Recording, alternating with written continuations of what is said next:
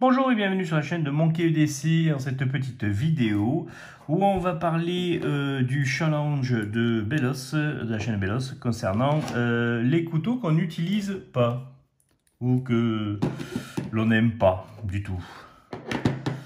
Donc je vous mets ici un petit échantillon, voilà, on va mettre comme ça sera mieux, ça prendra plus de place, de tout ce que je n'utilise pas, qui, comme Jean-Luc le dit si bien, finit puni dans la boîte.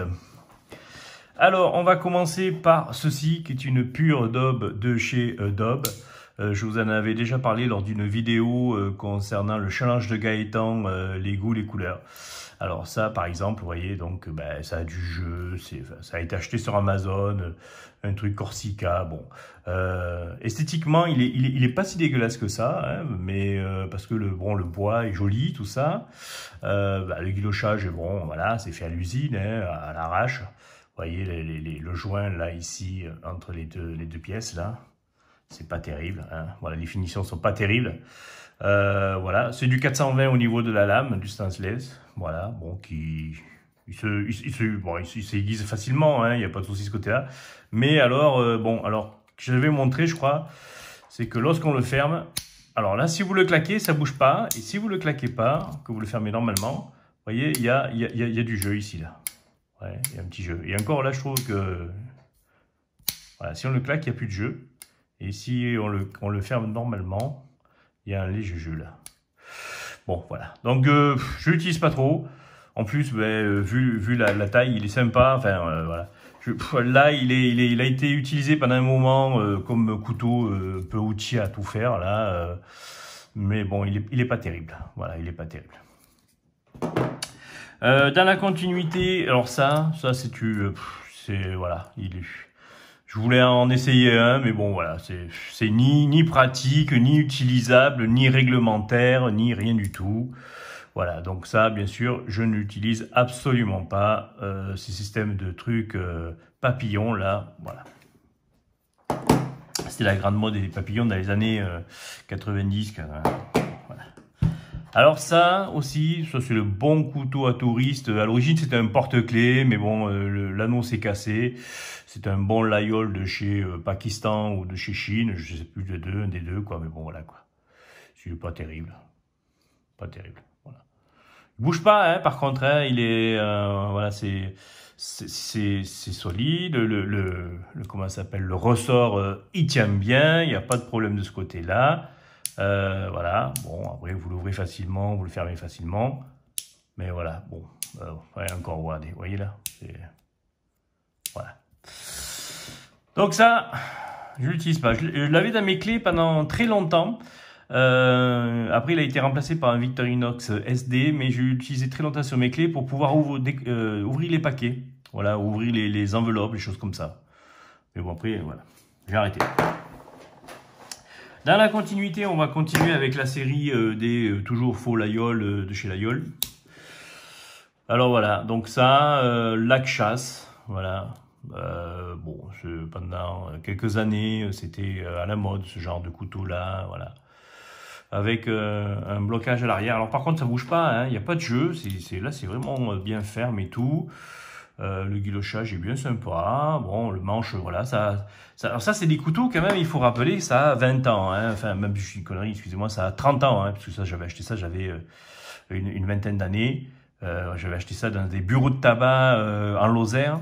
Donc, lors de voyages ou de séjours camping que je faisais là-bas. Vous voyez, donc, il a été aiguisé à l'arrache, hein, par mes soins, bien sûr, hein. À l'époque où je m'entraînais à l'aiguisage. Donc vous avez vu le travail, c'est merveilleux.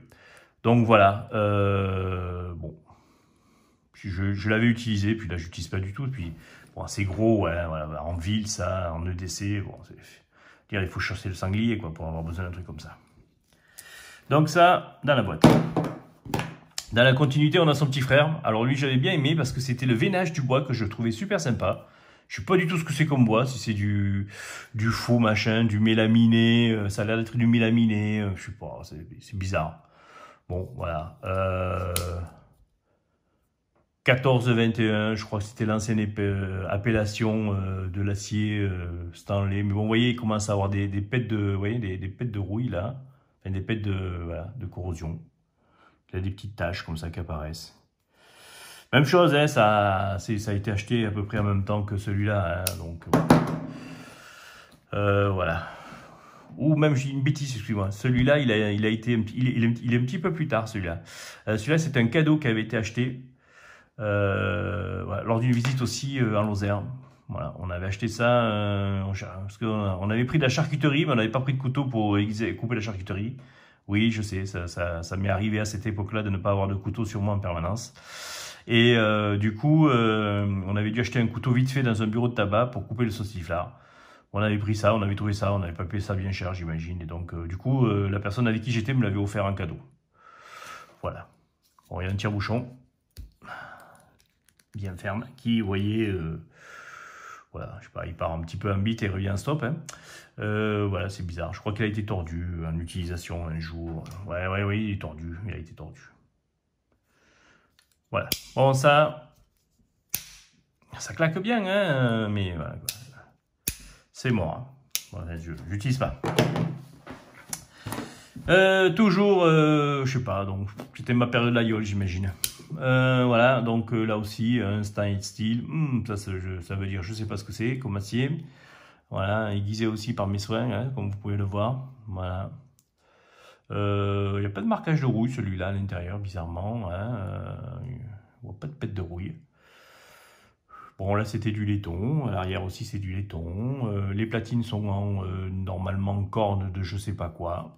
Voilà, il y en a un peu de, vous voyez. Je sais pas si on va le voir, mais il y a un petit côté ici un peu usé, là. Il est tombé, ce couteau, ouais, donc il a eu... je crois que ça a pété un petit peu la corne et qu'il s'est parti en morceaux. Voilà. Bon, par contre, voilà, il avait des jolis intercalaires, là, en laiton, hein. Non, il y avait bon, c'était pas... La finition est pas si dégueulasse que ça, hein, mais bon, je sais pas. Je sais même pas si c'est du laïol, si c'est du pakistanais, si c'est du chinois, je sais pas. Mais bon, voilà. Et il y a un blocage aussi à l'arrière, celui-là. Voilà. Et vous voyez, par contre, il y a le ressort de... Il y a l'amortisseur de lame, là, ici. Celui-là. C'est bien, c'est un vrai laïol, aussi bien, celui-là. C'est possible. Enfin, voilà, donc je l'utilise pas, il est un petit peu trop grand pour moi. Alors ça, bon, je le garde, c'est un cadeau de madame.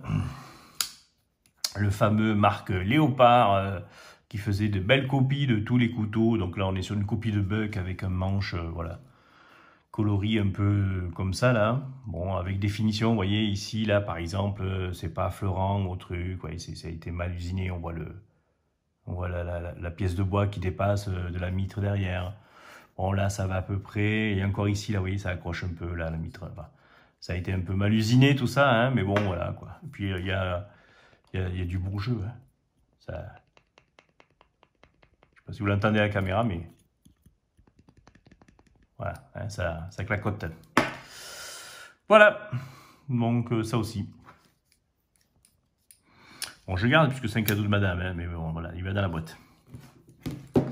Alors ça, c'est dans la même chose, de la continuité. Je sais pas. Je sais pas d'où ça vient. Je sais pas ce que c'est. Stanley, voilà. Quand c'est marqué Stanley comme ça, généralement, voilà. Bon.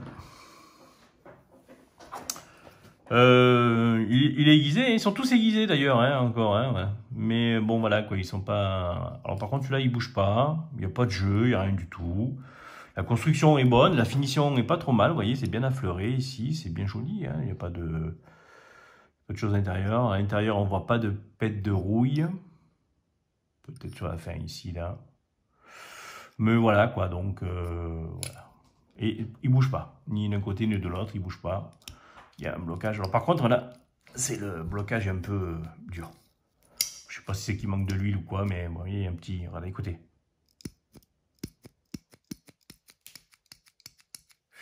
Voilà. Bon, je sais pas. Voilà. Donc, tout ceci sont les couteaux que je n'utilise absolument pas.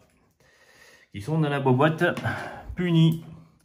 Et bon, je ne vais rien en faire parce qu'on n'en peut rien en faire, même pas le donner ni rien du tout. Hein. On ne file pas un couteau comme ça à quelqu'un, sinon vous allez vous faire des ennemis, pas des amis. Donc voilà, ça traîne là, dans une boîte, je sais pas, pour en foutre. Voilà, c'était donc le challenge de la chaîne Bellos sur les couteaux qu'on n'utilise pas, ou les grosses daubes qu'on a. Tout est là. Bonne journée à tous, à bientôt.